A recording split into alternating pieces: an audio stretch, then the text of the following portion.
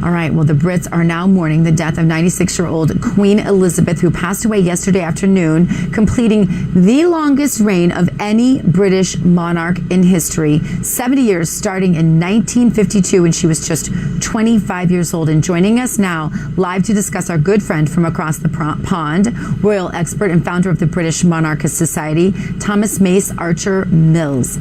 Thomas, thank you so much for being with us. Thomas, Americans have had a hard time understanding the significance of this monarch and what it means as we go forward to what happens next. We have, I guess, King Charles happening as we speak. Give us a perspective from your side of things, from the way the Brits see it. Good morning, Dr. Gina, and it's lovely to be back with you and all your viewers. Another 6 hours and I will be up 48 hours, but this is something that is history in the making.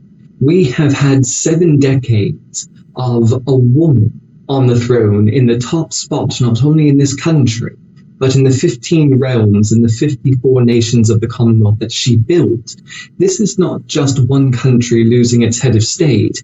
This is 2.6 billion people of the world that woke up with a queen and went to bed with a king. So it is quite shocking. We know that the Queen was frail. We knew that her time was coming to pass.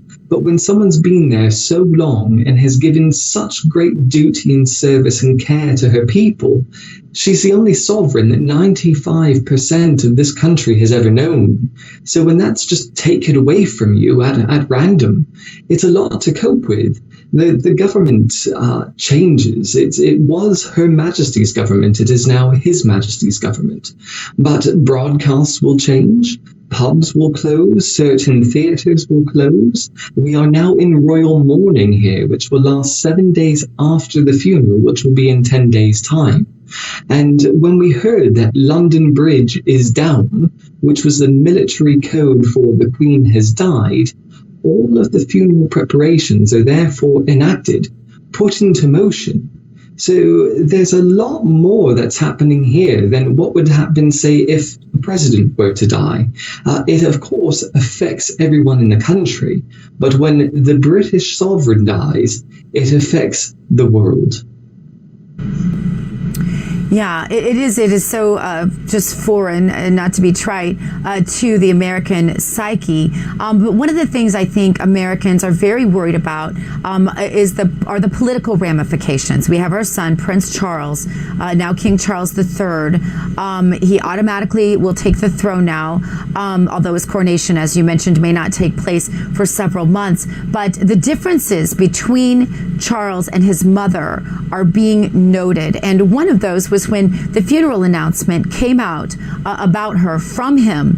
It felt as though he was going to say, it looked as though he was going to say that something about, that God consoles his heart over the loss of his mother that was so beloved by the British people. But instead, he said that the well wishes of people were what was consoling him. And then so it's been rumored in American media that Charles is perhaps not as much of an observant Christian as the Queen. Can you comment on this? Yeah, that is absolutely wrong, Dr. Gina. He was born into the Church of England, the Anglican faith, and just like his mother, a very devout Christian. And he did say in his speech this evening that he will be defender of the faith, that it is that sort of upbringing that helped him be who he is. It helped his mother be who she was. And he will continue that. He did make a statement that said how important faith was in the country. So there's a lot that's at work here, because he is now the head of the faith.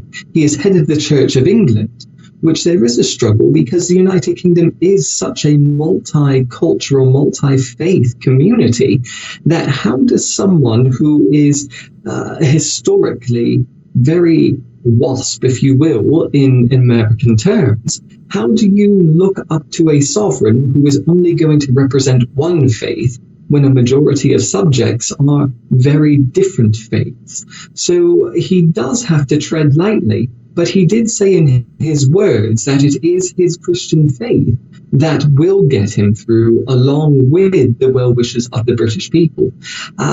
He's always been a political person, but he's also said, I'm not stupid. I know when I'm sovereign, I can't be political, I have to be neutral. And he reiterated that again today, Dr. Gina, by saying that he can no longer devote and give as much as himself to us as he has, because the role has changed. And we saw a lot of change here today in the royal family. We saw we saw all of his Scottish titles as Prince of Wales given to William and Catherine, who were subsequently made not only the Duke and Duchess of Cornwall, but the Prince and Princess of Wales. Very important. So he, as in the King, is really making changes that a lot of us said, well, maybe it's too early to do all of this. But he has an agenda. He wants to make sure there's continuity. He wants to show that there's not a lot of change from what we knew 2 days ago as to what we're receiving and processing now. Monarchs come and go, Dr. Gina. Let's hope. But the British... Yeah, and we'll just hope that our relationship remains as strong as allies under this monarchy as it did under Queen Elizabeth. But our condolences to your country, and thank you so much for being with us. I'm so sorry we're completely out of time. Thomas Mace-Archer-Mills, founder of the British Monarchist Society, thank you for being with us. Come back soon.